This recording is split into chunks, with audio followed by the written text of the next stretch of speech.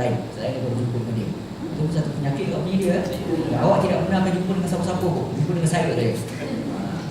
Dia fahamnya saya tahu segala-galanya, orang lain tak tahu itu pun satu hal Mungkin saya dulu sebab saya berada di sekolah sekular, iaitu pusatnya sejarah, politik dan strategi. Saya tak duduk di Fakulti Islam. Mungkin nasib saya tak baik yang tu lah. Di Fakulti Islam saya tak pasti di UKM. Saya rasa mungkin teruk lagi pun sebab dia kata dia tu tahu apa. Dia tahu apa, dia syariah, saya usuluddin. Kan awak buat tesis dengan saya usuluddin misalkan. Jadi dia tidak menghormati ilmu yang juga sepatutnya dikongsi oleh orang lain. Jadi yang penting saya sebut tadi ialah keupayaan kita menganalisis. Jadi bab analisis ini, saudara dan saudara sekalian, dalam banyak keadaan kita tidak berupaya. Kerana apa kita tidak berupaya? Kerana sebab itulah kita buat master dan buat PhD. Kalau dah boleh analisis semua, maknanya kita tak payah lagi. Kita akan dibagi doktor berhormat. Sebagai contoh doktor berhormat ataupun sebagai profesor emeritus, walaupun kita tak pernah kerja di universiti dan sebagainya. Kerana apa? Kerana keupayaan kita untuk menganalisis dan menyampaikan pandangan-pandangan itu di luar daripada kotak yang sepatutnya. Jadi orang yang boleh membantu kita, pihak yang boleh membantu kita menganalisis ini, yang pertama sekali ialah buku yang kita baca, tajuk yang dekat dengan tajuk kita. Apabila kita baca tu, betul rupanya. Apabila dia sebut ceritanya begini, dia argue-nya macam ni, kita boleh nampak bahawa ini sebenarnya cara dia menganalisis. Itu satu. Jadi sebab itulah proses membaca ini kita tak boleh berhenti. Tak boleh berhenti. Satu. Yang keduanya, cara untuk kita dapatkan analisis ini ialah dengan cara kita berbincang dengan penyedia. Biasanya oleh kerana penyedia itu pengalamannya lebih luas, dia pernah disusahkan oleh penyedia dia dulu. Biasanya dia akan cuba untuk berfikir menyusahkan kita. Caranya ialah mengajak kita sama-sama membuat analisis. Kadang-kadang dia tak beritahu kepada kita. Dia kata muka surat ni langsung tak ada analisis. Memang kalau kita tengok semua ada bentang kaki je, footnote saja, sini footnote. Akhirnya dalam satu subtopik tu langsung tak ada analisis. Kita hanya copy paste. Kita baca satu cerita kita sedap, kita membubuh. Yang ayat katanya ialah selain daripada itu. Sebaliknya, seterusnya. Itu saja yang ayat kita. Yang lain tu semua kita ambil daripada rujukan. Itu pun satu hal juga. Jadi keupayaan sesari ini, keupayaan menggunakan akal itu hendaklah ditajamkan daripada masa ke semasa. Kita tak boleh kita harap dia akan tajam secara evolusi. Secara orang kata berlaku secara evolusi. Kalau aku habis TCPH ini mesti pemikiran saya akan jadi tajam. Prof, saya nak menjelas sikit. Kadang-kadang dia macam ada satu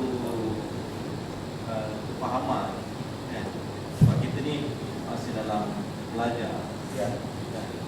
Jadi bila kita katalah satu perenggan tu, konon-konon lah kita rasa kita nak utarakan idea kita sendiri tanpa mengambil ataupun menyandarkan kepada mana-mana rujukan. Seperti saya sebut tadi, ada mungkin kefahaman kata setiap sekurang-kurangnya setiap perenggan at least satu rujukan. Kalau tak ada rujukan, siapa awak, siapa kau nak cakap tentang. Sedangkan saya berminat dengan idea Prof tadi. Sepatutnya pelajar ni dia mampu untuk menganalisis. Kita nak tengok teknik mengambil rujukan. Mengambil rujukan ni kita boleh direct quotation. Yang itu memang orang kata memang bukan awak punya lah. Satu lagi ialah kita baca sesuatu buku, sesuatu perenggan, sesuatu subtopik itu, kemudian kita fikirkan apa ayat yang sesuai untuk kita masukkan dalam ni. Jadi apabila kita ambil peringkat yang kedua saya sebut tadi, lebih mudah untuk kita menganalisis.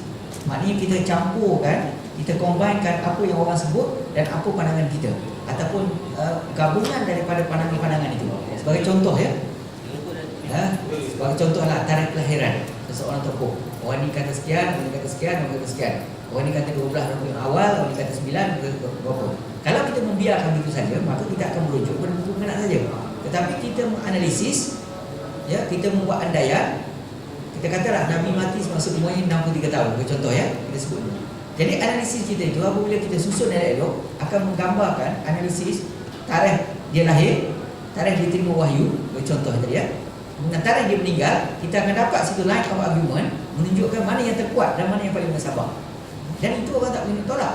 Tetapi kalau kita dapat hanya tarikh ini mengikut riwayat Az-Zuhri ini sebagai contohnya, ya, kemudian mengikut pandangan At-Tabari pula begini, maka dia hanya jadi copy paste saja. Kita hanya menakalkan saja apa yang ditulis. Jadi keupayaan kita untuk argue itu sebenarnya bukan semestinya datang daripada idea kita sendiri, tetapi keupayaan kita menampilkan pandangan-pandangan yang berbeza itu, kemudian kita argue balik berdasarkan, misalnya kalau kita terima pandangan yang pertama pun tak ada masalah, tetapi yang pokoknya kita nak tengok sejauh mana analisis. Tetapi analisis itu jangan pula kata saya berpendapat, tengah buat tesis kata pada pendapat saya, itu pun satu hal juga, asyik saya saja. Kalau macam tu tak payah buat tesis lah. Sebab saya dah tahu segala-galanya, itu pun nak kena tengok juga macam mana kita approach itu, ya. Dan penyedia biasanya kalau kita ambil teknik analisis terlalu banyak, penyedia akan takut. Dan memang penyedia akan takut, terutamanya penyedia muda lah, ya. Dia akan takut kerana apa, dia kata asyik bimbang ni ada ni, hantar ni ekstrim sikit ni misalnya kan, banyak sangat bagi pandangan. Kita nak tengok dari segi perimbangan itu. Jadi kalau terlalu tak ada langsung, akan jadi masalah yang besar, ya. Lebih baik, pada saya lebih baik kita tersalah banyak menganalisis daripada terlalu kurang daripada analisis. Jadi keupayaan kita menggabung jari itu, kita tak dapat ilmu itu kecuali setelah kita terus-menerus membaca. Okay, itulah masalah kita bila kita buat tesis ini, sejauh mana kita habiskan masa untuk membaca, ya. Cerita saya mungkin orang tak relevan kan, sebab saya bagi rujuk 10 pagi dan 10 malam selama 3 tahun, ya. Jadi kalau cerita orang memang lah, ya, itu pun habis dalam 3 tahun setengah saja, ya. Maknanya tak boleh cepat daripada itu lagi. Ada orang buat tesis kalau engineering dia setahun setengah habis. Macam Profesor Dr. Hasan Basri, ya, dia pergi sekali dengan saya, dia balik awal. Kata awal Hasan balik, balik dia buat apa dia? Buat tesis dah habis, ya. Maknanya kita nak tengok tu yang saya sebut tadi ialah dari segi keupayaan kita menganalisis. Yang menganalisis ni seperti saya sebut tadi bergantung kepada ketajaman akal kita, ya, ketajaman akal kita, dan ketajaman akal itu bergantung kepada upaya kita mengasah akal kita, ya. Jadi kita nak kena ada asas sikit sebagai logik, misalnya nak kena ada sikit, ya, dari segi apa lagi, keupayaan menggunakan mengira nombor dan sebagainya, nak tengok sikit, dan kefahaman kita tentang latar belakang sejarah juga diperlukan untuk membolehkan kita menganalisis dengan lebih baik. Jadi bab analisis ni terutamanya kepada, ya, seseorang yang buat PhD memang tak ada alasan, ya, memang tak ada alasan. Terbimbang nanti kalau nasib kita tak baik, dipilih eksternal yang agak strict sikit, ya, dia tengok yang ni tak ada, ya, maka akan jadi masalah, ya, masalah. Pada hari Khamis yang lepas, saya menghadiri pembentangan proposal, ya. Seorang pelajar saya dan seorang lagi ialah dua-duanya adalah pelajar saya. Seorang laporan kemajuan dan seorang lagi ialah peringkat usulan, ya. Jadi oleh kerana kedua-dua mereka ini memilih untuk berada di IKMAS UKM, ya, Institut Kajian Malaysia dan Antarabangsa, mereka tak mau pindah ke Hadari. Sebelum berada ini kedua-duanya adalah daripada IKRA, ya, Institut Kajian Rantau Asia Barat, yang kami punya institut tu.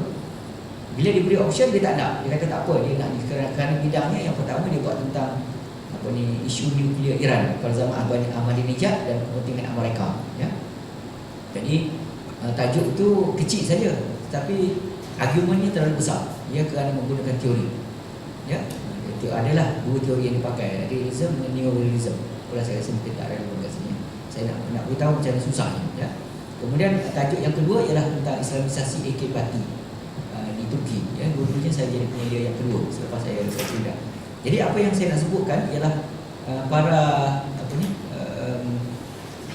academician ini daripada social science, mereka diajar oleh kerana mereka mengutamakan kepada teori itu, mereka sangat tajam dari segi pemikiran mereka, ya. Kalau disebut tentang teori sebagai contohnya yang tadi itu kan, yang kita sebut dalam konteks kita kita sebut tadi Imam Ghazali sebagai contohnya, katalah teori irsyad, ya, kaedah irsyad yang digunakan dalam psikologi, maka dia nak tengok itu irsyad itu sejak daripada awal tadi sampailah hujung. Irsyad maknanya tema yang kita guna tu adalah habis, kita gunakan daripada awal sampai habis, ya. Jadi tetapi itulah saya di sini mungkin kita agak bernasib baik ya. Kerana kita tak ada orang dalam bidang social science yang datang. Mungkin kalau ada orang social science yang datang secara profesor, dia akan dapat lihat daripada berbagai perspektif, ya. Itu sebenarnya akan membantu saudara dan saudari. Ya, kepada saya, kalau saudari rasa kurang kemas, ya, dari segi teknik dan juga analisis yang saudari gunakan, ya, kepada saya boleh pergi melawat ke Bukit Pendidikan contohnya, terutama yang buat tentang pendidikan Islam dan sebagainya, untuk membolehkan kita dapat pandangan yang lebih daripada pihak kedua ataupun pihak ketiga, untuk membolehkan kita memperkemaskan lagi analisis kita di dalam penulisan tesis kita. Perkara yang pertama tadi saya sebut tentang argument, yang kedua tentang analisis, yang ketiga ialah tentang dapatan utama.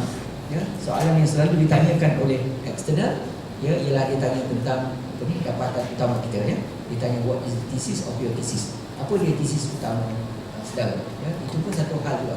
Keupayaan kita membuat sintesis. Kita baca banyak, ya, kita mensintesiskan dapatan kita yang banyak tu dalam ayat-ayat yang kemas. Ya, sebab itulah sekarang ni tesis kita tak nak panjang, ya. Untuk PhD mungkin dalam 250 dah cukup. Kita tak mahu ayat yang meleret-leret berulang-ulang, ya. Bab 1 ada, kemudian bab 2 ada lagi, bab 3 ada pula, ya, perenggan yang sama. Contohnya. Jadi kita nak kena pastikan yang itu orang lain dah tak boleh bantu, ya. Ya, kita tak boleh nak bantu diri kita sendiri, kecuali kita nak minta orang lain tolong bacakan. Saya rasa kita boleh, ya, kita boleh dapat yang terbaik daripada tesis yang kita tulis. Kalau tidak, nanti kita kata shock sendiri, SS, dan akhirnya kita bila orang lain baca, kita kata waduh, ya, boleh keluarkan sampai mungkin daripada 500 halaman yang kita ada tu, mungkin dalam 300 yang lain tu kita potong, ya. Tapi kita pun ingat bahawa kerja memotong ni lebih mudah.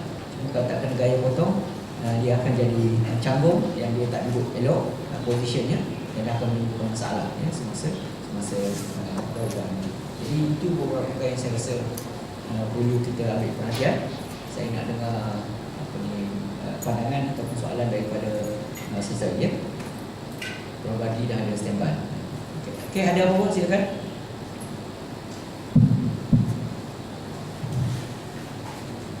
Kalau tak ada tu kita okey, apa-apa.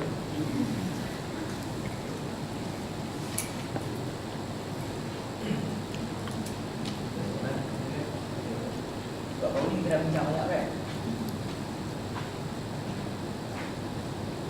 Okey, kalau tak ada apa-apa, saya ucapkan terima kasih.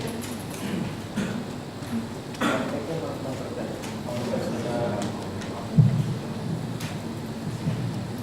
Jazakumullah khairan jazak kepada Profesor Dr. Kamal Zaman Yusof. Alhamdulillah. Dan sekarang kita masuk kepada pembicara yang terakhir, Profesor Dr. Badli Shah bin Muhammad Nasir, untuk berkongsi lagi. Mungkin ada lagi tips-tips yang menarik, yang kita dapat petik dan kita simpan dan kita gunakan, sebagai bahan, dan juga panduan kepada kita untuk menjalani proses pembelajaran. Jadi saya dengan tidak menyangka masa menjemput Yang Berbahagia Profesor Dr. Badli Shah bin Muhammad Nasir untuk tampil ke hadapan. Pada tafadhal masykur.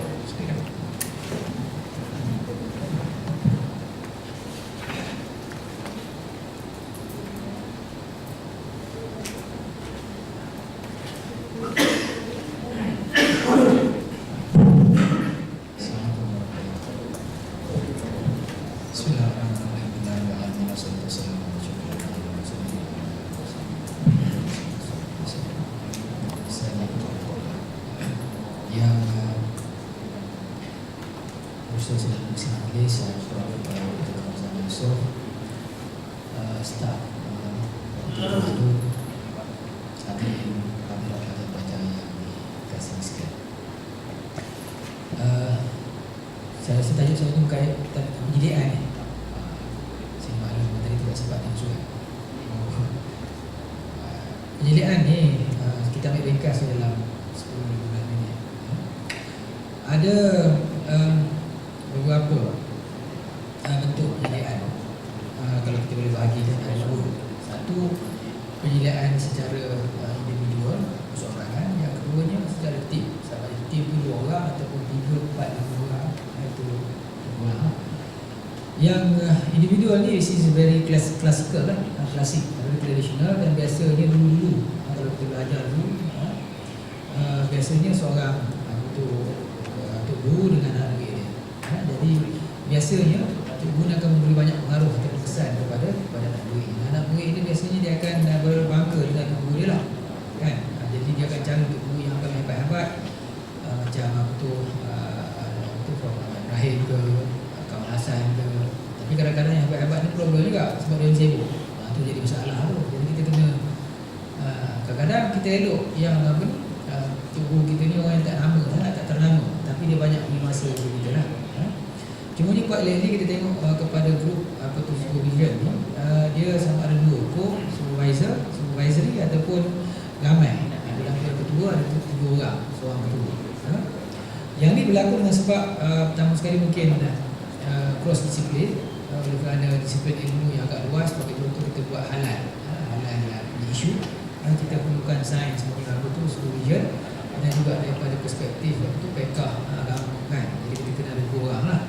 Ataupun mungkin melibatkan metod yang berbeza, metod yang mix metod. Sebagai contoh kita nak kuantitatif plus dengan kualitatif, kualitatif plus dengan kuantitatif. Biasanya kualitatif ni untuk ustaz-ustaz punya Islam ni mereka biasanya ambil yang ni lah. Dan kuantitatif ni yang terbaru lah. Maknanya kalau katakan lecturer atau pensyarah-pensyarah yang agak muda-muda ni dia dah banyak untuk expert. Kuantitatif, kualitatif ni dulu. Kualitatif pun dia ada jenis-jenis macam-macam tu. Kadang-kadang dia biasa ada syarah banyak dah.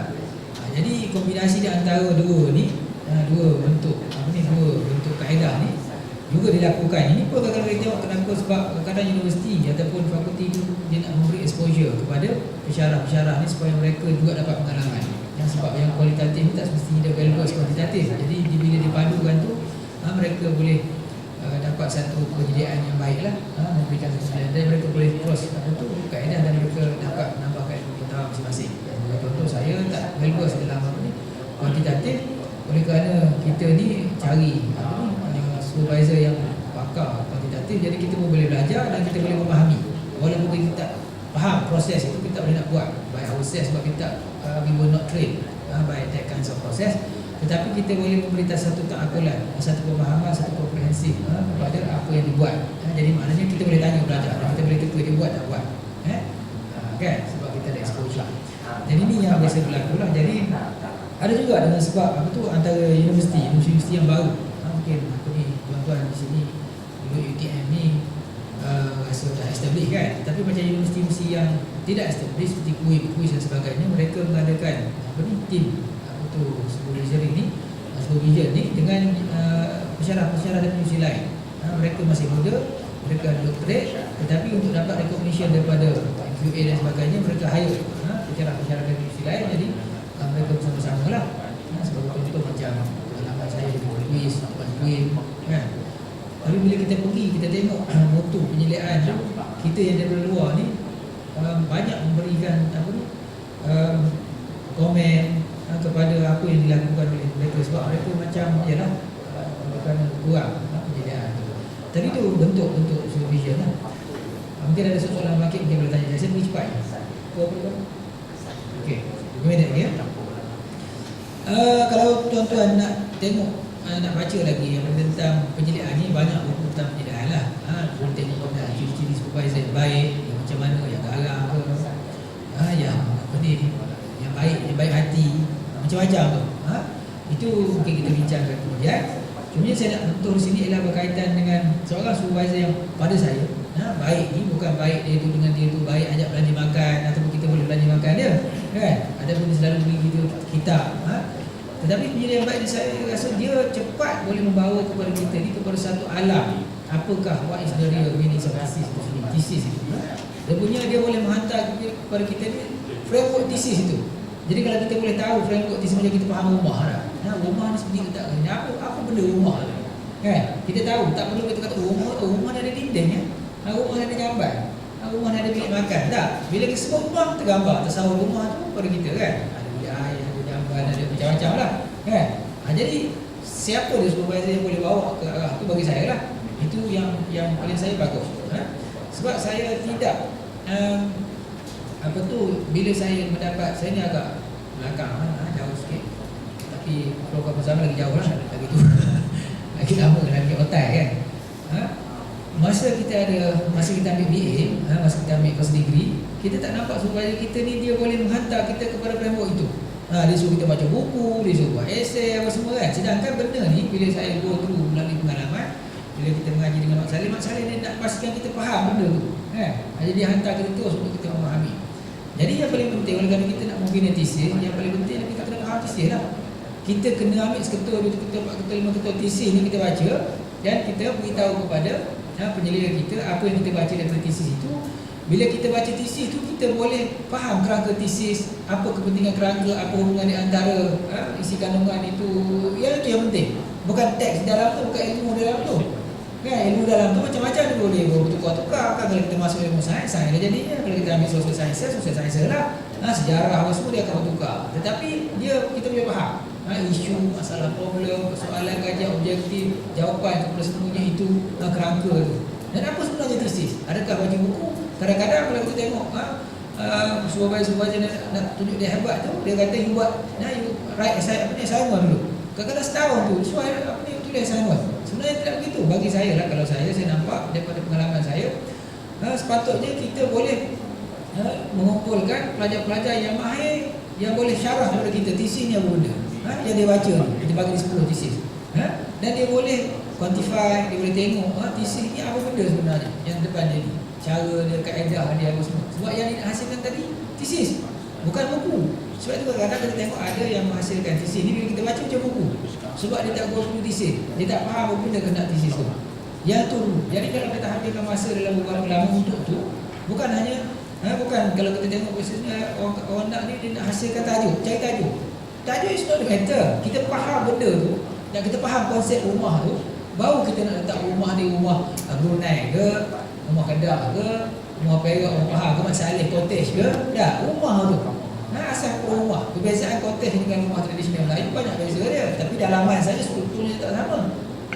Kan dia menempati orang, keselamatan dan sebagainya. Tapi kita nak cari tajuk, cottage ke, rumah Kedah ke, rumah Melayu ke.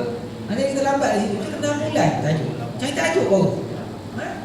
Tajuk tu jadi masalah. Tajuk kita tak katakan bahawa tak penting, tetapi asas kepada framework untuk kita satu mekanisme vehicle untuk isikan dengan tajuk itu sangat penting. Saya rasa itu komen saya lah kepada seorang supervisor yang baik. Whatever way yang dia boleh pergi ke arah tu, mungkin dia panggil pukul 3 pagi suruh kamu study tesis ke apa ke, itu terpulang tu subjektif.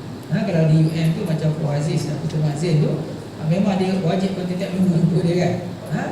Dia sekejap dia tengok. Jadi kita ada momentum tu, dan kita faham ke arah tu. Itu satulah. Mungkin tak perlu. Macam saya, kadang-kadang kita pun berak juga tengok pelajar kita tu kan. Tengok buku dia semua, bukan apa. Sebab dia datang tanya kita, what is your advice? Dia tanya kita punya nasihat. Dia kata, my advice today is that you shouldn't come to see me. Kan, ada seorang saya punya pelajar daripada Ceylon. Tak, hari datang dia nakkan fakta. Fakta bukan untuk pada saya. Tak, fakta yang penting. Kalau kita dah faham dari segi kerangka tu, kita boleh lesi fakta. Kita bekerja lah kerana fakta. Tapi kalau framework tu tak selesai lagi, bila kita tak faham rumah tu, mana kita letak dia punya kayu punya apa semua dan sebagainya. Jadi yang tu penting. Datang jumpa dia pun tak juga. Tetapi saya nampak supervisor yang sokong baik ni, dalam teknologi itu, pada awal-awal pertemuan tu dia memang kena gerak untuk memberikan kepastian, faham apa yang dikatakan framework, tesis PA ke, master ke ataupun PhD. Okey, bagaimana kita nak melaksanakan ni? Kalau kita tengok macam Prof Hazim ni, saya rasa pelajar ada 10 orang, 30 orang lebih, master dan PhD. Saya pun tak sampai sekarang. Itu dah dulu masa PKM. Sekarang ni lagi lah relax seorang pun tak ada. Kan memang relax semua. Tapi saya ada pendidikan di luar lah, di UKM, di Kuis, part-time ataupun supervisor. Macam mana kita nak mengendalikan ni? Biasanya kita tengok kepada sistem universiti ni, dia buat apa tu, buku log kan. Dia ada buku log semua. Itu buku is a system. Orang yang nak manage sistem ni, dia akan pergi kepada somebody yang betul-betul takhasus, betul-betul minat, komit untuk menyelesaikan masalah tu, untuk menyelesaikan sistem, untuk run the system. Kadang-kadang kita harap kepada supervisor kita kalau dah ramai sangat pelajar, dia pun pening kepala, dia pun lupa. Jadi kita sebagai pelajar, kita mesti regard ourselves as a PA kepada kita punya supervisor tu. Kita jadi PA, kita voluntarily jadi PA dia, kita sedia, kita pegang benda tu, kita susun, dan kita minta supervisor kita bagi guideline apa pun yang kita harus buat. Dia yang jadi PA. Dan tambahan pula apabila dalam sistem hari ni yang menekan kepada RU, universiti, dengan geran-geran yang ada, biasanya pelajar tu diangkat sebagai RA, research assistant. Itu lagi close lah, kan? Setengah ni boleh kahwin dengan supervisor pun ada. Itu dalam kes-kes yang saya tengok di universiti tempat saya lah, kan? Dia ada, okey, kan? Jadi terpulang lah kamu nak regard yourself RA ke, husband or wife ke, whatever lah, tapi should be intim in the sense of how to make it things happen lah, to make it things clear dan sebagainya. Okay, jadi empat teknikal. Dan yang ketiga, saya nampak untuk kita menyelesaikan ni, kadang-kadang supervisor kita dia bukan semua tahu, tak tahu semua. Profesor pun tak tahu semua. Profesor ni dia tahu benda yang dia tak tahu je, kan? Dia tak tahu semua. Jadi bila dia tak tahu benda yang dia tak tahu tu, bila dia tahu benda yang dia tak tahu tu, jadi dia boleh suruh orang lain buat kerja tu, ataupun dia jangan jawab soalan tu. Dia tahu benda yang dia tak tahu. Kalau dia tahu semua, jadi supervisor semua tahu. Jadi gila-gila pula, tak betul tu. Jadi dia cuma tak tahu. Dia tahu apa benda yang dia tak tahu. Jadi untuk menyelesaikan masalah ni, kita ringankan beban supervisor kita tu dengan tim. Kita pun sudah, kita mesti ada tim dalam penyelidikan pensyarah kita tu. Kadang-kadang kita buat tim. Kalau kita tengok contoh macam kawan saya tu, Datuk Alim. Datuk Alim di UKM. Dia ramai sangat pelajar. Ramai ni kita mesti serabut perut, susah nak selesai. Tapi tak. Dia menjadikan ramai pelajar tu, 130 orang tu, dengan boleh mengumpulkan mereka tu dalam satu kumpulan penyelidikan. Senang nak ajar metod ataupun kaedah penyelidikan. Dan kebetulan kaedah penyelidikan tu pula something to do dengan kuantitatif, less kualitatif. Kuantitatif ni dia pakai sistem, kan? Kalau you faham sistem tu, yang tak you masuk benda dalam sistem tu, run the sistem. So hasilnya orang tak boleh nak argue. Tapi asas untuk pemikiran kepada sistem tu kena awal-awal kena clear lah, kan? Nak buat instrumen soalan sedikit dan sebagainya, itu mesti clear. Jadi ramai dia orang ni boleh buat grup. Dia boleh belajar. Seorang boleh jadi yang berpengalaman tu boleh ajar pula. Dan saya memanfaatkan begitu apabila kita ada pelajar, bila saya ada pelajar yang saya ni tak valuable kuantitatif, saya boleh minta pelajar saya ni 2-3 orang ni pergi join grup tu, dan dia balik hasilnya mereka grad PhD 2 orang. Seorang tu purely kuantitatif. Kadang-kadang saya baca pun saya tak boleh nak faham proses pula, kan? Tetapi bila dipeksa oleh orang yang mahir dalam kuantitatif, benda tu lepas. Saya cuma kontrol conclusion, cara penganalisaan. Kita tahulah kita boleh maklumat dan sebagainya, kita boleh argue, dia boleh tally dengan dia punya persoalan kajian objektif. So benda tu tak ada masalah, kan? Tetapi proses ni tu nak tunjuk. Tetapi dengan dia hadir kepada grup ni, saya nampak benda ni memberi manfaat. Ni yang seorang ni pure kuantitatif, macam yang kita buat lah, kan? Metodologi, sebiji bab tu. Yang seorang ni mix metod. Lepas tu. Jadi sekarang kalau kita di ramai-ramai ni, kita buat. Mungkin tak perlu di bawah seorang supervisor lah buat, kita buat tim, tapi kita sendiri yang buat kita. Dan saya nampak kejayaan di sini, tim ini bukan hanya dalam grup untuk untuk belajar kaedah pendidikan. Mereka ni berjaya untuk buat satu persatuan pula. Persatuan pendidikan Islam, something like that, saya ingat Datuk Alim buat tu. And then boleh dapat dana berpuluh-puluh ribu lah, yang boleh buat seminar berbagai-bagai. Jadi saya nampak pelajar kita di sini ni, kalau kena gayanya, orang yang memimpin sesuai, kan? Yang penting pelajar kita dia boleh menerapkan kaedah kualitatif ke kuantitatif ke sesama mereka dengan berjadual, sistematik, kan? And then dia orang ni menjadi penyokong kepada mana-mana seminar yang fakulti akan buat. Nampak? Jadi kita jangan ingat supervisor kita ni available senior rating lah. Kita yang punya banyak buat. Mantu yang ketiga, saya nampak yang keempat. Tak adalah, setakat tu saja. Kalau ada apa-apa yang rasa saya tertinggal, boleh tanya lah. Cuma yang baik tu tentang supervisor ni tak perlu saya tu lah. Itu kadang-kadang dia tengok reputation dia apa semua, kan. Saya masa saya belajar tu, semua supervisor ni bagus-bagus, nama-nama. Tapi yang saya tu saya nampak seorang yang die hard kepada Islam, yang kritikal kepada Islam, yang orang tak suka belajar dengan dia. Kan? Tapi bila saya belajar dengan dia, saya mudah sebab online ni tak berapa nakkan dia, jadi dia terpaksa masa lebih daripada kita. Sekarang dia pun jadi profesor juga. Guru saya tu, dan well-known profesor di UK.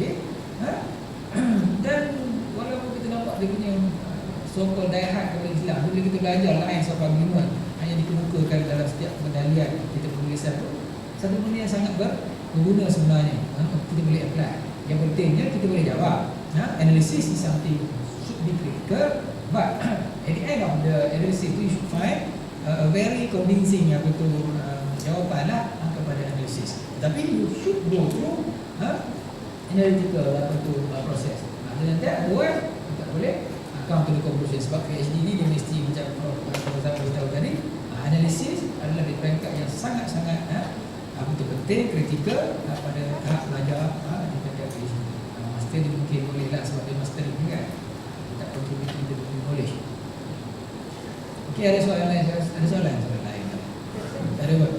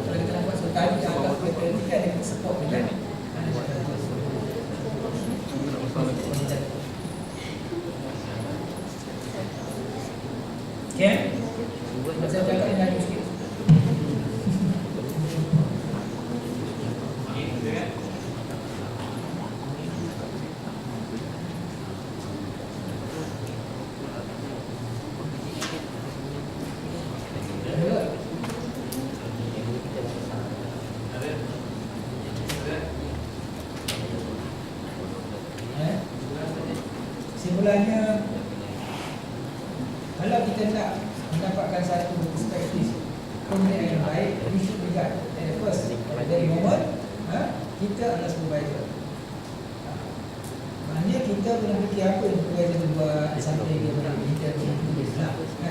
Cara mengendali, cara kita baca akan ada. Kalau dia boleh baca saya punya kepala ni kan, kemudian kalau saya cara apa tidak, itu senang. Dan supervisor ni pun maknanya dia nak pasti politisi nanti dia akan cari kepada yang lebih besar. Sama bukan sama siapa dari segi pemikiran dan sebagainya, dia cari dia tu. Jadi kalau kita nak membaca satu buku teks, buku teks, kalau kita baca macam novel lagi lah, kita baca macam mana, macam mana seseorang itu membaca buku untuk membuat soalan. Membuat soalan daripada buku teks. Bagaimana seseorang itu membaca buku itu dari perspektif pengarang dia itu sendiri. Dia kena anggap dia yang menulis, dia anggap dia yang nak buat soalan daripada teks yang ada. Kalau dia baca macam buku novel, adalah dia short dia tu lah. Atau dia baca short khabar. Lepas tu lipat-lipat. Apa sih yang mati tak boleh. Okay? Assalamualaikum. kami. Betul. Terima kasih banyak kepada Profesor Batlisha. Nampaknya kita pun telah sampai kepada hujung sesi kita. Alhamdulillah, ini adalah sesi perkongsian pengalaman CD yang pertama. Jadi insyaAllah pada semester akan datang kita akan buat lagi, kita akan rakam lagi. Cuma yang akan berkongsi itu orang lain. Kita ada ramai dalam senarai itu, kita ada lebih kurang 33 orang pensyarah yang ada PhD. Kita baru tampilkan 5, so ada lagi mungkin 4 atau 5 pusingan lagi untuk kita sempurnakan. Bila telah selesai habis semua pensyarah telah berkongsi, kita tak buatlah, kita hanya buat tayangan saja. Jimatkan masa, jadi pelajar dia tengok dan diikutilah dalam video yang telah kita rakam. Itu tujuan yang kita buatlah, supaya tidaklah nanti asyik profesor ni dia kena panggil kan. Jadi kita nak bagi peluang semua pensyarah-pensyarah, dan samping kita juga nak memperkenalkan bahawa di FTI kita ada pensyarah-pensyarah yang bidang pakar dalam bidang yang tertentu. Mungkin yang ini bidang kaunseling, yang ini bidang dakwah, yang ini dalam bidang contextual analysis, ini bidang sejarah, bidang ekonomi, banyak lagi. InsyaAllah kita akan tampilkan lagi pada akan datang 5 orang pembicara pada semester akan datang. Jadi pada pelajar yang masih baru semester pertama, peluang baiklah dan boleh jemput, dan sebenarnya kita menjemput semua pelajar untuk datang dalam sesi ini. Mungkin dia bermanfaat lah, boleh memberi suatu panduan kepada kita. Jadi kita pun telah selesai. Tutup dengan lafaz yang dia telah sekarang surat Al-As Subhanahu wa ta'ala wa asna insan dan silakan di belakang tu ada sedikit juadah, sama-sama kita. Sekian, Assalamualaikum warahmatullahi wabarakatuh.